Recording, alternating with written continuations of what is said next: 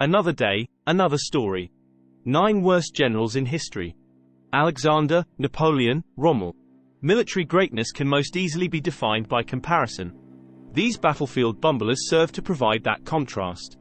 Welcome to Tabo Eminent Channel. 1. Quintus Servilius Caepio. This entire list could be populated with Roman commanders, but one manages to rise above the rest with an ineptitude that defies logic. Marcus Licinius Crassus was a self-aggrandizing opportunist who started a pointless war with the Parthians, and Publius Quinctilius Varus lost 3 legions at Teutoburg Forest, but proconsul Quintus Servilius Caepio manages to top them both with his actions at the Battle of Arausio. Consul Gnaeus Mallius Maximus was Caepio's superior officer, but Caepio refused to obey Maximus or even put his forces into a shared camp with him. While Maximus was conducting negotiations with the Cimbri, a Germanic tribe that had invaded the Roman province of Transalpine Gaul, Caepio rashly attacked the Cimbri army on October 6, 105 BCE. The Cimbri destroyed Caepio's force and, emboldened by their success, marched on Maximus's camp. Maximus managed to form up his men but to no avail. The Romans lost an estimated 80,000 infantry and perhaps 40,000 auxiliaries and cavalry, numbers that dwarf the staggering totals at Cannae. 2. Gideon Pillow. Armchair historians often generalize that during the American Civil War, while the Union held a clear advantage in material, the Confederacy could field superior commanders. That may have been true in the East. The worst of the Union generals in that theater rates his own entry on this list, but in the West it was a much different affair. Outstanding commanders such as George H. Thomas, Phil Sheridan, and William Tecumseh Sherman routinely bested their Confederate opponents. Ulysses S. Grant made his Civil War debut at the Battle of Belmont against Confederate General Gideon Pillow. Pillow suffered slightly more casualties than Grant in the engagement, which possibly makes the Battle of Belmont the high point of Pillow's military career. In a war that saw more than its share of unskilled politically appointed generals, Pillow was arguably the worst on either side. He first demonstrated his ineptitude during the Mexican-American War, where he had received an appointment to the rank of Major General from his friend Pierre. James K. Polk.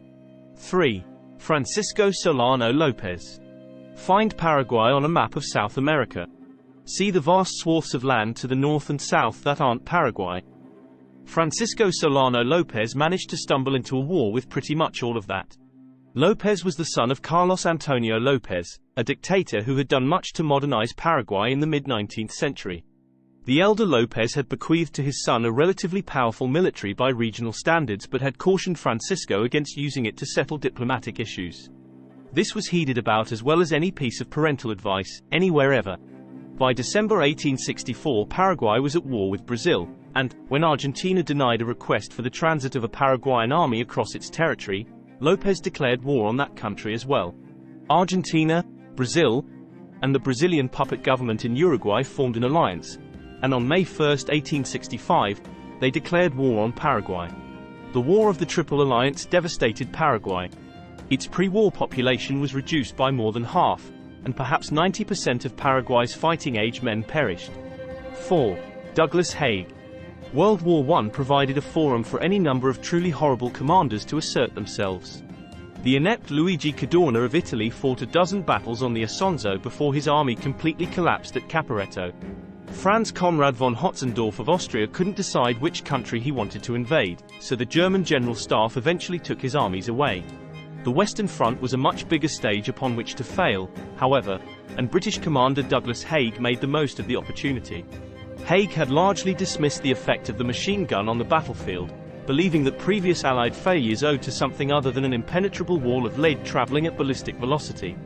Thus, on July 1, 1916, Haig ordered his men to go over the top at the First Battle of the Somme, and 20,000 of them had the audacity to die almost immediately. There were 60,000 total British casualties on the first day of the attack. Having amassed roughly twice as many losses in a single day as Arthur Wellesley, 1st Duke of Wellington, had suffered during the entire Peninsular War. 5. Erich Ludendorff. On the other side of the trenches in World War I was Erich Ludendorff, commanding the armies of Germany. Ludendorff is one of history's greatest examples of a general who can win battles but still loses the war. In fact, he did a lot to ensure that Germany would find itself in another war that it couldn't win, but, since he died in 1937, he gets extra credit for being a bad World War II general from beyond the grave. In the opening month of World War I, Ludendorf and Paul von Hindenburg scored a crushing victory over the Russians at Tannenberg. However, Ludendorff and German General Staff Chief Helmut von Moltke had altered the Schlieffen Plan, Germany's overall battle plan for fighting a two-front war, in a way that had weakened the attacking army on the Western Front. Instead of sweeping around the French defences in a massive flanking movement, the Germans were checked at the First Battle of the Marne. With a few relatively minor changes, that's just about where they stayed for the next 4 years. 6. George McClellan. George McClellan is one of those generals who really looks great on paper. He graduated second in his class at West Point, well ahead of classmates Stonewall Jackson, George H. Gordon, and George Pickett. His work as an observer during the Crimean War gave him insight into the importance of logistics for an industrialized army, and years spent as the chief of engineering for the Illinois Central Railroad made him aware of the transformative nature of rail transport. Little Mac would prove himself to be a superb organizer who kept his army well supplied, efficiently run, and happy. He was also supremely gifted at overestimating the size of his opponent's armies to a degree that begged belief. Because he never wanted to face a superior force, he refused to fight. This is, obviously, a problematic quality when one's title is General-in-Chief of the entire Union Army. After months of inactivity, McClellan was finally spurred to action by Abraham Lincoln. The resulting Peninsular Campaign, April to July 1862, was a marvel of planning but something of a farce in execution. 7. Pierre Charles Jean-Baptiste Sylvestre de Villeneuve. How does an admiral make a list of the worst generals? You start by being the only thing that can frustrate Napoleon more than a Russian winter. Pierre de Villeneuve had his first brush with history when he bravely ran away at the Battle of the Nile. His was one of just 2 French ships of the line to escape the destruction of the French fleet there. He retreated to Malta but was captured when that island fell to the British. He was soon released, however, and, as more capable French admirals either died or somehow incurred Napoleon's disfavor, a path to the top echelons of command was opened for Villeneuve. In the autumn of 1804 he was placed in charge of the French fleet at Toulon and tasked with drawing the British fleet under Horatio Nelson to the Caribbean. Villeneuve was then to return in secret and help establish naval dominance of the English Channel in preparation for a land invasion of Britain. 8. Antonio Lopez de Santa Anna. Mexican General Antonio Lopez de Santa Anna probably wished that everyone really did remember the Alamo, because 1. He actually did win that battle. He outnumbered his opponents between 10 and 30 to 1, and 2. During the 13-day siege, he somehow resisted the urge to betray all his allegiances and change sides. Loyalty to himself and himself alone would be something of a running theme in the narrative of Santa Anna's life, and his rise to power in Mexico was characterized by near-constant vacillation and betrayal of his allies. After his defeat by the Texans at the Battle of San Jacinto, Santa Anna was captured. He effectively pledged to become an agent for the US but found that he had been deposed upon his return to Mexico. His prestige restored by his conduct during the Pastry War with France, Santa Anna once again claimed dictatorial powers.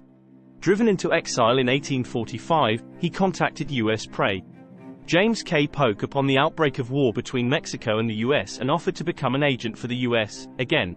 A US ship conveyed him to Mexico, and upon his arrival, to the surprise of virtually no one, he executed a volte-face and took charge of the Mexican troops.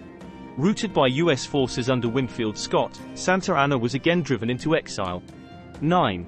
William Hull. The deplorable conduct of Charles Lee at the Battle of Monmouth has been immortalized by Lin-Manuel Miranda, and Benedict Arnold's name is synonymous with traitorous behavior.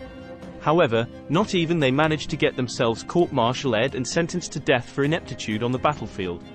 That dubious distinction falls to William Hull, the only general officer in American history to be ordered before a firing squad for cowardice and dereliction of duty. Hull had served with distinction in the Revolutionary War and was appointed governor of the Michigan Territory in 1805. When the War of 1812 began, Hull was commissioned a brigadier general and tasked with defending Michigan and invading Upper Canada. To say that he failed in both regards is to dramatically understate the case. Approaching his 60th birthday and exhibiting a timidity that had no place in a general about to lead an invasion, Hull also had the misfortune of facing 2 of the most gifted commanders ever to operate in North America. British General Isaac Brock possessed a remarkable ability to anticipate his opponent's moves and reactions, and it was not long before he had taken full measure of Hull. Thanks for watching. Request you to subscribe the channel.